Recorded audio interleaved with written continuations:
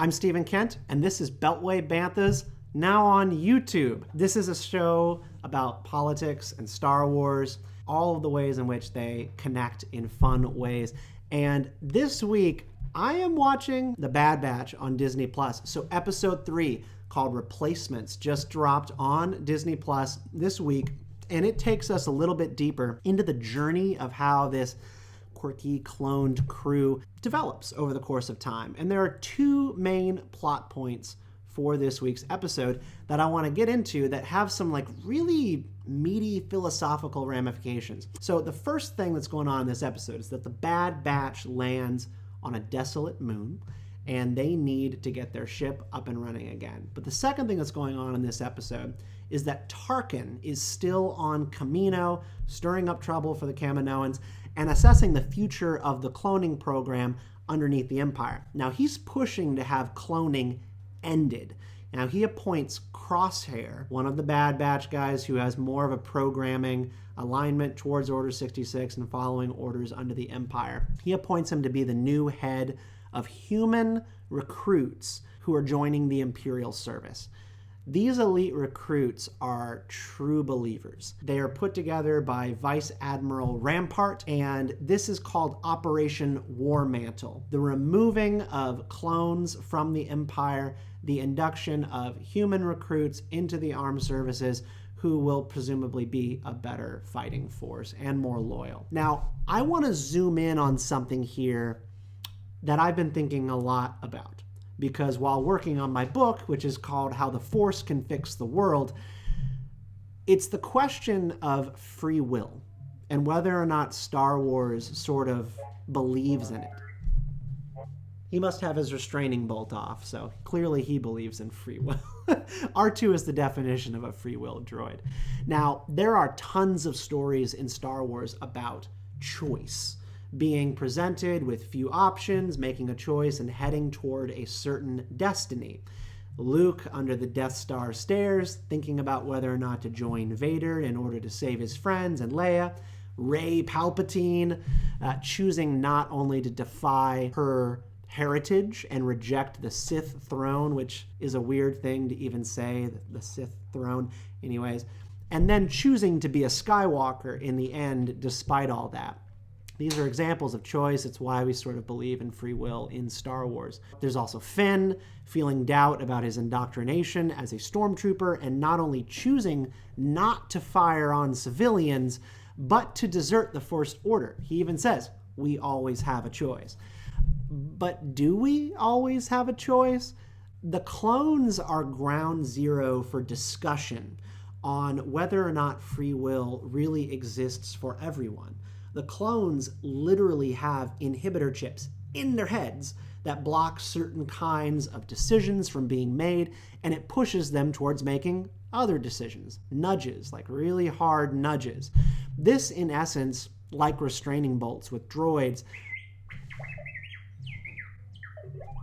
that are used to keep them focused on their directives and not exercising their actual will or desires, Solo, right? That they do have feelings and opinions, and they are very strong ones. In Bad Batch, there's this interesting moment in episode 3 where after talking about how Crosshair shot Wrecker in the previous episode, Wrecker doesn't seem very offended that Crosshair shot him and about what happened. Crosshair was their comrade, they were buddies, and they care about each other in ways that they won't even say. Omega approaches Hunter and she says, you shouldn't be mad at Crosshair, it wasn't his fault. And it's not entirely clear if Hunter is mad at Crosshair. You can kind of see a hint of maybe apprehension about it and a little bit of understanding. He says to her that he is mad at himself, but I think you can infer from this scene and others like it that he is frustrated and angry with Crosshair for what happened. That's completely natural, and it's also deeply hard for any of us who feel empowered to make decisions day to day to understand when someone makes a choice that we really don't like or would not make ourselves. The philosopher and podcaster Sam Harris talks a lot about free will and his belief that it does not exist. I don't have free will. You don't have free will. None of us have free will. And much of our lives, thoughts, and actions are predetermined by scientific and psychological forces, neurons firing off in our head that tell us to do certain things, and we just sort of go along with it as physical vessels. It's kind of a depressing idea. Harris believes very strongly that if we ditched our societal belief in free will, we would exercise more grace towards one another, that we would be more patient and offer redemption to people more often. He believes that things like a screwed up justice system and cancel culture would be wiped away if we all shared an understanding that person X who said awful thing didn't really have any control. Gina Carano, maybe she couldn't help herself. I mean, it's kind of a weird idea, right? Like, to say that we would be okay with the awful things that people do and be at peace with them if they didn't have a say in it. It's the belief that most of us have in choice that makes us angry and vengeful when people do things that we don't like when Gina Carano can't just keep her big mouth shut about really bad Nazi Germany analogies. Like, these are things that you just go, she was gonna do it.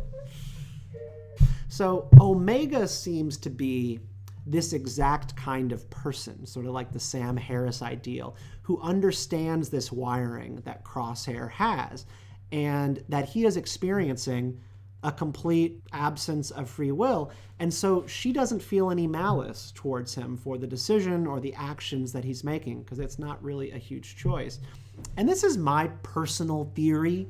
Like, the personal theory is that outlook seems to be part of Omega's genetic quirk. We know that every Bad Batch member, including Omega, is different in some way. I am of the opinion that Omega's supercharge is somewhere between Asperger's and like being a really strong empath. She's super aware of things. She's curious, she's rational, but she also sees people and their emotions, where autism and Asperger's are often portrayed as being sort of cold and robotic.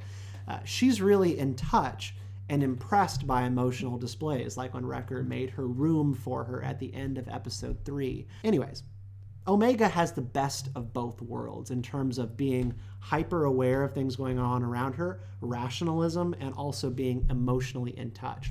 This is one of the core questions of this episode and a few other instances in Star Wars. Like, remember Kanan Jarrus in Star Wars Rebels? He was deeply distrustful of Rex and the clones.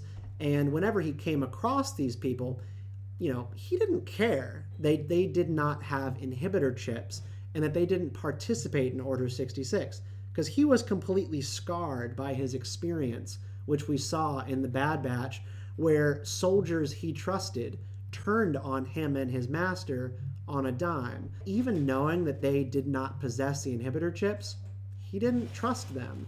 And I happen to think that most of us are like Kanan. Like, I respect Sam Harris's claim that we would be a more graceful society if we rejected the idea of free will as a doctrine.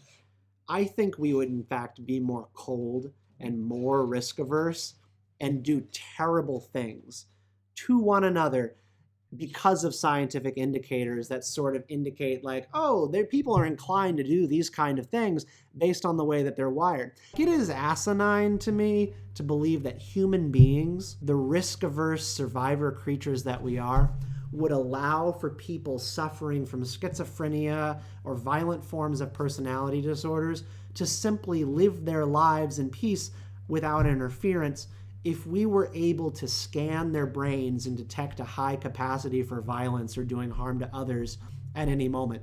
I think we would go full Minority Report. Arrest people preemptively, jail and detain people with certain disorders and inclinations before they even committed crimes. And I think we would do it just very nicely. We wouldn't call it prison. We would say it's a good living facility or something bizarre like that, where people deemed through scientific means to be a risk to others are detained and kept comfortable and under surveillance. Because how could you justify them being amongst the public if your experts believe them to be dangerous, like they're ticking time bombs or something? I don't think humanity is enlightened.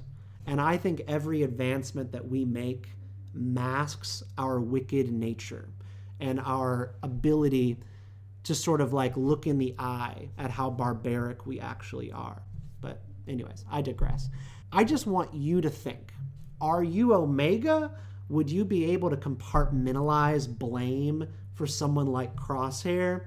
Or are you more like Hunter or Kanan, who believes that we all have a choice at the end, despite inhibitor chips, despite our mental inclinations or the way that we were raised or our birth or whatever, mental conditions, brainwashing?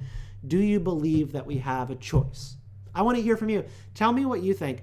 If you actually would be like Omega, more forgiving and graceful to clones who didn't really, have a choice in the whole matter. Leave it in the comments. Hi, I'm Stephen Kent, host of the Beltway Banthas podcast for Star Wars, politics, and more. And this is my YouTube channel for Star Wars, philosophy, and politics, and talking about all the ways in which they interconnect and trying to make sense of the world that we live in through Star Wars, which I love. You can stay in touch by subscribing to the YouTube channel, so please join us. We're going to be doing regular videos. And you can also subscribe to my newsletter, politicizeme.substack.com, to keep in touch with me and also follow my book, How the Force Can Fix the World, which will be coming out later this year.